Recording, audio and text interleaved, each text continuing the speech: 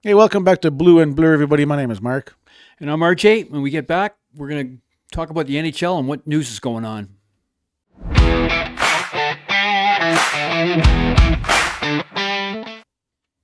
Yeah, all right. So, starting it off with some sad news. Well, yeah, devastating news on the weekend, Saturday. I know it's not big up here in Canada because Minnesota's not really one of our focal points, but a local reporter for the Minnesota Wild, the NHL.com's assigned reporter, Jesse Pierce, 37, and a Barstool sports podcaster.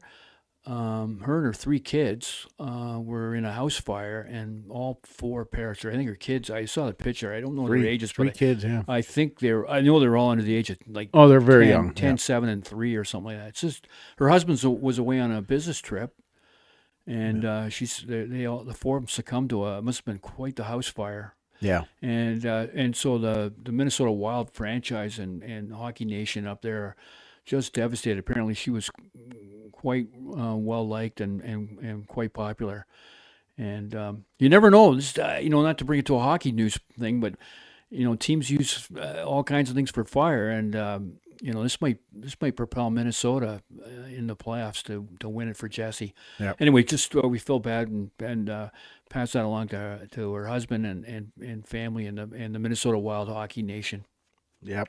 And on a better news around the league right now. Back to hockey. Yeah, back to hockey. Ovechkin reaches a milestone. Yeah, first second player to get to 1,000 goals after Gretzky, and that's pretty impressive. Yeah. What an impressive career!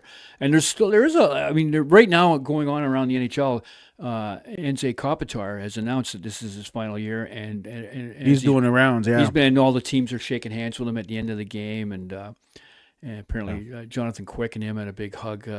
Because they played together for 15 years when he was in New York. Anyway, so there's this Kopitar thing going on, and Ovechkin may go home this summer and just say that's it. There's a lot of talk. His contract's up, and frankly, probably Washington, the capologist in the Washington war room is probably thinking, I know everyone wants him to stay, but it'll really help our team out if we don't have to give a 40 whatever $8-9 million a year to play on the power play. But so I don't know. That would be sad if Ovechkin calls it quits over the summer and there is no Ovechkin goodbye tour. Yeah, I don't know if he would. I'm thinking he's probably got 1 or 2 more years in him. Like from what I know of his attitude and what I've seen in the style of play and his interviews and everything else, I don't think he's done. He's when he goes out, he's going to go out with a bang. Well, but he's very proud. He's very proud of his heritage. Yeah. He goes home every summer.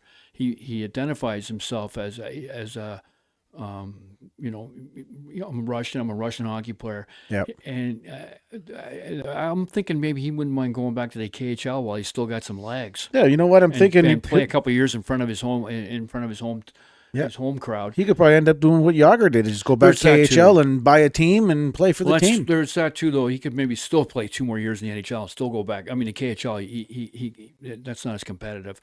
I don't know. Who knows? It'll be sad if he doesn't do his big farewell tour. Yeah. And because there's a lot of talk, a lot of talk. He's not happy about everything that's going on. So anyway, I think he's got at least 1 more year in him. I think so. I don't think he's gone yet. Like I said, I don't think he's just going to fade away. I think he's going to do like what Kopitar's doing, and then he'll probably play another year because he hasn't had a tour. He'll probably do. He'll get his proper farewell. I'm sure he will. So we're talking around the league. News in the West. 3 teams have already either clinched or got eliminated. So it looks like I know the one that got eliminated. Colorado and Dallas, surprisingly, with a month to go in the regular season, have already clinched a playoff spot. Yeah, the West is a lot weaker than the East, and so those teams are through. And Vancouver. That is a really sad situation out in Vancouver. I mean, they're stuck with that one player that everyone doesn't like and is lazy, and as they call him, and so certainly not earning his salary. Let's not say he's lazy. He's just not earning. He's performing like a $5 million player and pulling down 11 So Yeah, big problem in Vancouver. statistically eliminated. They could win every game from here on in, and they are not going to make the playoffs. Vancouver is out. So I've crossed them off long ago, but now the NHL statisticians have officially crossed them off and said, don't put your playoff tickets up for sale. Don't print your playoff tickets. Don't even bother printing them. No. There's no hats being made. Vancouver playoffs. I think, and they're definitely rooting for that number one draft spot. Well, historically, last overalls are not getting that first overall pick. Having the most balls in the bucket hasn't transpired a lot. And Vancouver's just a bad luck team. They've never had the first overall. Even from the start, the year they came into the league, Buffalo got it. Yeah. Buffalo and Vancouver came in, and Buffalo got Gilles Perreault. I have a funny feeling Vancouver won't get it. You don't? No, I think they're a bad luck franchise. I'm going to say they're not going to get it, and somebody like Calgary or New York, Chicago, or God forbid, what's the name of team, the Leafs get it. What's the name of that kid that's right now at the top? There's Garrett McKenna, and there's a Swedish kid whose name escapes me right now. Yeah, Ekberg. Yeah, I think that's going to be the race for whatever McKenna. His name right? is. McKenna. Yeah. I don't know, but it'd be great for, we've got a couple of Canadian teams for sure down there, Calgary and Vancouver. So it would be great to see him. He's he's from the Northwest Territories, I believe. McKenna? I think he's from Whitehorse or Yellowknife. Yeah. He's from one of those two towns. And it'd be nice to see him in a Canadian franchise. Yeah, and the other news in the East is Buffalo and West. Yeah, we're pretty much done with the West. What do we got? No, we haven't talked about. We got the Oilers to talk about. The Oilers, about. That's right. We forgot about the Oilers. So the Oilers are in a race. We're just too depressed with Vancouver that we completely. Oilers are in a race for. They can get third place locked down and not have to worry about the wild card. Yeah. But the Kings are only 4 points back with a game in hand, so they could lose third place and then have to go battle out the wild card. Utah's at 80, Edmonton's at 77. Nashville's the team in the wild. So let's give Utah that wild card spot. Nashville's the second wild card right now at 75. 75, and then so 75, and Edmonton's only 77. If the Kings were to pass Edmonton, that means Edmonton's probably losing. That means Nashville and Edmonton would be fighting for that last playoff spot. And just below them are San Jose and Seattle. Yeah, the Kings are only 4 points behind, so definitely still in the mix if they get on a heater.